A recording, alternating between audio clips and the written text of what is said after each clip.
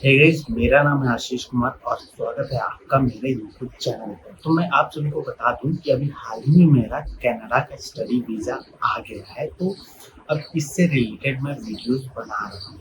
तो सबसे बड़ा क्वेश्चन ये आता है ना कि शुरुआत कहाँ से करते हैं, ठीक है? तो उससे पहले मैं एक चीज़ आप लोगों को बता देना चाहता हूँ कि मैं कोई भी कंसल्टेंट नहीं हूँ, ठीक है? मैं जो भी जानकारी दे रहा हूँ अपने एक्सपीरियंस के हिसाब से दे रहा हूँ, जो भी मैंने अभी तक एक्सपीरियंस किया है, ठीक है?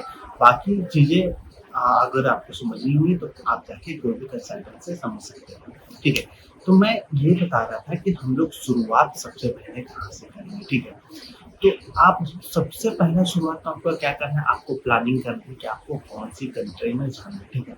अभी पढ़ाई के लिए अभी ज़्यादातर बहुत लोग प्रेफ़र कर रहे हैं ऑस्ट्रेलिया, यूके और कनाडा, ठीक है? कई लोग पोलैंड भी जाना चाहते हैं, कई लोग जर्मनी भी जाना चाहते हैं। तो सबसे पहले तो आपको ये डिसाइड करना है कि कौन-सी कंट्री आप जाओगे। तो अलग-अलग कंट्रीज़ के बारे में आप यूट्यूब पे वीडियोज़ देखो, कहाँ पे पढ़ाई करने से क्या फ़ायदे हैं वो देखो, उसका कंपेयर करने के बाद डिसाइड करो कि कौन-सी कंट्री आपको जाना है, फिर उसके हिसाब से आप रिसर्च कर सकते हो, ठीक है? मैं कोई कनाडा का प्रमोशन नहीं कर रहा हूँ, मैंने कनाडा के लिए अप्लाई किया इसलिए मैं कनाडा के बारे में थोड़ा बहुत जानता हूँ, इसलिए मैं इसका वीडियो बना रहा हूँ, ठीक है? तो अब आगे बढ़ते हैं, मान लो आपने डिसाइड कर लिया कि आपको कनाडा ही जाना है, ठीक है? तो कनाडा जाने के लिए अब क्या-क्या चीज़ों की ज़रूरत पड़ेगी, सबसे पहले वो बात करते हैं। कंट्री डिसाइड हो जाने के बाद दूसरा आपका है कि आपको कोर्स डिसाइड करना है, कौन से कोर्स में आप जाने वाले हैं। कई लोग बिज़नेस में जाते हैं, कई लोग कुछ और में जाते हैं, जैसे मैं गेमिंग के लिए जा रहा हूँ, ठीक है? तो आपको अपना कोर्स डिसाइड करना है, ये आपका दूसरा काम हो जाएगा। दूसरा काम होने के बाद आपको तीसरा काम क्या करना है कि आपको कॉलेज डिसाइड करना है, ठीक है? तो ये सब पहले से आप लिस्ट बना के डिसाइड करके सिर्फ रखो, ठीक है? अलग-अलग कॉलेजेस देख लो, उसके कोर्सेज़ देख लो, उसको डिसाइड करके रख लो। अब आपने एक लिस्ट बना लिया, लाइक 6 कॉलेज का लिस्ट बना लिया, आप वो लिस्ट बना के रख लो फिलहाल, क्योंकि अभी हमें कुछ करना नहीं। तो ये सब लिस्ट बनाने वाला काम हो गया। अब एग्ज़ैक्टली हमें जो प्रोसेस आगे कैसे बढ़ाना है ना, वो बात करते हैं। तो प्रोसेस करने का सबसे पहला आपका काम क्या होगा, आपको पहले नंबर पे पासपोर्ट बनवाना पड़ेगा। तो सबसे पहला पासपोर्ट बनवा लो। पासपोर्ट 2 तरह के बनेंगे, एक तत्काल बनता है, एक नॉर्मल रेगुलर वाला बनता है। तो रेगुलर वाला आपको 15 या 20 दिन लगेंगे बनने में और उसका खर्चा लगभग 1500 से 2000 रुपये आएगा, और तत्काल वाले आपको शायद 3 या 4-5 दिन में आ जाते हैं और उसका खर्चा शायद 4000 समथिंग आएगा। पासपोर्ट बन जाने के बाद दूसरा आपका क्या काम होगा कि आपको इंग्लिश का एक टेस्ट देना होगा। आप या तो आप पीटी दे सकते हो, आइल्स दे सकते हो, ठीक है? अब जो कॉलेज आपने चूज़ किया है ना, उन कॉलेज के रिक्वायरमेंट्स आप देख लेना कि पीटी एक्सेप्ट करते हैं या फिर आइल्स एक्सेप्ट करते हैं, ठीक है? क्या एक्सेप्ट करते हैं, बट मैं सजेस्ट करूँगा कि आप लोग आइल्स दे दो, वो हर जगह एक्सेप्टेबल है, ठीक है? आइल्स के लिए अप्लाई कर सकते हो, ठीक है? अब देखो, आइल्स का एग्ज़ाम थोड़ा-सा टफ होता है, ठीक है? तो आपको थोड़ा बहुत 1 महीने आराम से अच्छे से प्रिपरेशन कर लो, टाइम लेके, ठीक है? प्रिपरेशन कर लो, अगर नहीं होता है तो आप लोग कहीं इंस्टीट्यूट जॉइन करके आइल्स का प्रिपरेशन करके उसके बाद आप आइल्स का एग्ज़ाम दे सकते हो। मैंने इसके ऊपर वीडियो बना रखी है, इसके ऊपर आपको डिस्क्रिप्शन में लिंक मिल जाएगा, वो वाला वीडियो भी देख लेना। तो मैं बता दूँ कि आइल्स का लगभग खर्चा आपको 17,000 रुपये आ जाएगा एग्ज़ामिनेशन का, ठीक है? तो आपका ये दूसरा काम हो गया आइल्स निकालना, ठीक है? अब आइल्स में आपको अगर डिप्लोमा कोर्सेज़ में जाने वाले हो तो 6 बैंड्स चाहिए होते हैं, और ग्रेजुएशन या फिर उससे मास्टर्स वाले कोर्स में चाहिए तो मिनिमम 6.5 बैंड आपको चाहिए होंगे, ठीक है? उतना आप लाने का कोशिश करो, ठीक है? तो ये 2 काम हमारा हो गया, पहला पासपोर्ट, दूसरा आइल्स। अब ये 2 काम हो जाने के बाद जब आइल्स आपका कंप्लीट हो जाएगा तो आप कॉलेजेस में अप्लाई करना स्टार्ट कर सकते हो। अब देखो, कनाडा में जनरली 3 सेमेस्टर चलता है, जो कि हो गया फॉल हो गया, विंटर हो गया, समर हो गया, ऐसा करके, ठीक है? तो एक तो जनवरी में स्टार्ट होता है शायद, एक मई में स्टार्ट होगा, एक सितंबर में स्टार्ट होगा। हाँ, या ऐसा ही कुछ है, ठीक है? तो अलग-अलग जो कोर्सेज़ होते हैं ना, सबका स्टार्ट डेट अलग-अलग होता है। लाइक कुछ कोर्सेज़ जो होते हैं सिर्फ़ सितंबर में ही स्टार्ट होंगे, कुछ कोर्सेज़ होते हैं जो दोनों टाइम 2 सेमेस्टर्स में स्टार्ट होते हैं। एक बार सितंबर में भी स्टार्ट होगा, जनवरी में भी स्टार्ट होगा।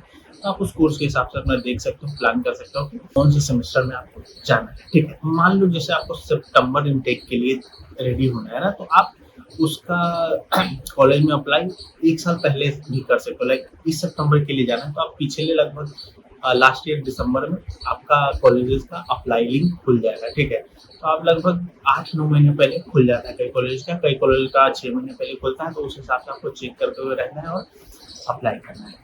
अब देखो, इसी हिसाब से 5-6 कॉलेज आप अप्लाई कर लोगे, अप्लाई करने के बाद हर जगह से वहाँ से रिप्लाई आ जाएगा, ठीक है। अब देखो सारे कॉलेज में अप्लाई हो जाएगा, उसके बाद सारे कॉलेज से आपको एक प्री एडमिशन लेटर आ जाएगा, ठीक है। उसमें लिखा हुआ रहेगा कि आपका कोर्स का फी इतना है और आप इतना अमाउंट डिपॉजिट करके आप लेटर ऑफ एक्सेप्टेंस हमारे कॉलेज से ले सकते हो, ठीक है।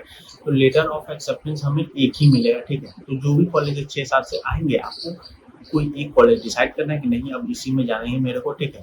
फाइनल हो जाने के बाद आपको उस कॉलेज में जो भी डिपॉजिट अमाउंट है वो पे करना पड़ेगा, जैसे कि हो गया 2500 कैनेडियन डॉलर्स, अराउंड लगभग 1.6 लाख समथिंग होगा, वो आपको पे करना होगा। तो कॉलेज से आपको लेटर ऑफ एक्सेप्टेंस मिल जाएगा। तो ये हो गया हमारा तीसरा चीज, पहला पासपोर्ट, दूसरा आइल्स, तीसरा लेटर ऑफ एक्सेप्टेंस।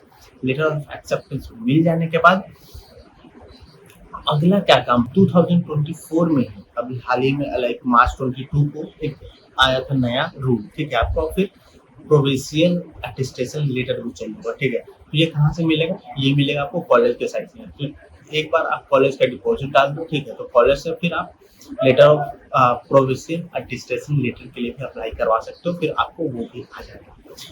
अब एक बात ध्यान रखना है कि कॉलेज में कई कॉलेज में आपको सारे ट्रांसक्रिप्ट आपको अपलोड करने पड़ेंगे। तो अगर आपने 12th के बाद जा रहे हो तो नॉर्मल मार्कशीट डाल सकते हो, अगर ग्रेजुएशन के बाद जा रहे हो तो देख लेना कॉलेज में अगर ट्रांसक्रिप्ट मांग रहे होंगे तो आपको अपने यूनिवर्सिटी से ट्रांसक्रिप्ट निकलवा के आपको वहाँ भेजना पड़ेगा। मार्कशीट से काम हो जाता है तो वो सब पैसा देख लेना, ठीक है।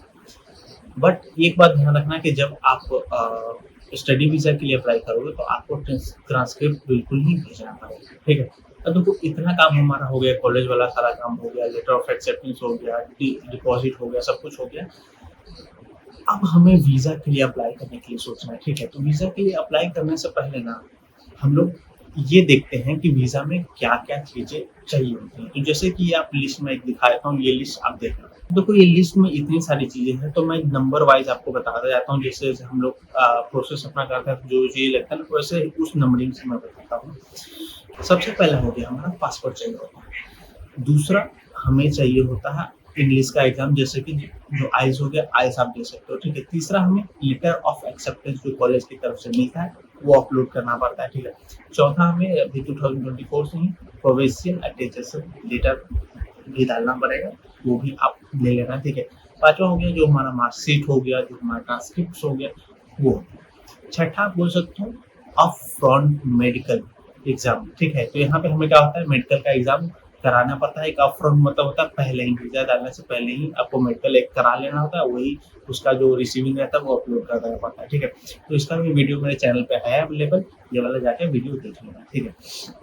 उसके बाद हमें प्रूफ ऑफ फंड का एक डॉक्यूमेंट्स देना पड़ता है। तो उसमें क्या क्या डाल सकते हो, जैसे कि जो कॉलेज का जो आपका 1 साल का आपने फी पेमेंट किया है वो आप उसमें डाल सकते हो। जो भी आपके बैंक अकाउंट में पैसे और भी अलग से हैं उसको भी आपको अटैच करना है। फिर एक होता है GIC, ठीक है, जो कि $2,635 आपको कैनेडियन बैंक में डिपॉजिट करना पड़ता है, उसका भी रिसीविंग आपको डालना पड़ेगा, ठीक है।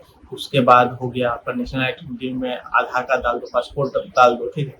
और ऑप्शनल डॉक्यूमेंट भी कुछ होते हैं जो कि नीचे आप देख सकते हो। तो इसमें आपको क्या होता है ना, स्टेटमेंट ऑफ पर्पस यानी कि SOP भी आप डालना चाहिए, आपको जरूर डालना चाहिए। उस SOP में क्या रहता है ना, हर चीज डिटेल में बताया हुआ रहता है कि आप क्या हो, आपका आगे क्या करने वाले हो, क्यों जाना चाहते हो, पूरा सारा चीज अपने बारे में आप एक्सप्लेन करते हो कैनेडियन ऑफिसर को कि हाँ वहाँ जाएंगे तो वहाँ रह नहीं जाएंगे। आपको उसमें ये आपको बताना पड़ेगा कि ठीक है मैं वहाँ से पढ़ाई करने जा रहा हूँ, पढ़ाई कंप्लीट होने के बाद वापस अपने देश में आ जाऊंगा और क्यों आऊंगा इसका भी रीजन देना होता है। तो ये सारी चीजें आप SOP में डाल सकते हो, ठीक है। तो ये तो हो गया हमें वीजा में क्या क्या चाहिए होता है, तो ये सारी चीजें आप नोट करके रख लेना। तो हम लोगों ने लास्ट ट्रांसक्रिप्ट तक बात किया था। तो अप फ्रंट मेडिकल आप करा लेना। अप फ्रंट मेडिकल हो जाने के बाद अब 1 साल का फी पे कर देना अपने कॉलेज का और GIC अकाउंट बनवा लेना, ठीक है। वो दोनों हो जाने के बाद एक SOP अच्छा से लिख लेना। SOP क्या है, आप खुद से भी लिख सकते हो और चाहे तो किसी एक्सपर्ट से भी लिखवा सकते हो, ठीक है। अब मैं अपनी बात बताता हूँ, मैंने ये सारा प्रोसेस खुद से ही किया, खुद से SOP लिखा है, खुद से ही अप्लाई किया है। पासपोर्ट अप्लाई करना हो या फिर डिपॉजिट करना हो, कॉलेज को अप्लाई करना हो, सब कुछ मैंने खुद से किया बिना किसी कंसल्टेंट के, ठीक है। अगर आपको प्रॉब्लम हो रहा है आप कंसल्टेंट के पास जाओ, बट ध्यान रखना कि कई कंसल्टेंट आपको लूटने की कोशिश कर सकते हैं। मतलब कि आप जो कोर्स में जाना चाहते हो उसमें बोल देंगे नहीं ऐसा-ऐसा कुछ गड़बड़ होता है। तो अच्छे से अपने कोर्स के बारे में पता करो, उसको बताओ कि मतलब आप सारी जानकारी खुद ले लो। उसके बाद उसको बस उसके पास जाओ कि आगे कैसा प्रोसेस होता है वो करवाने के लिए, ठीक है?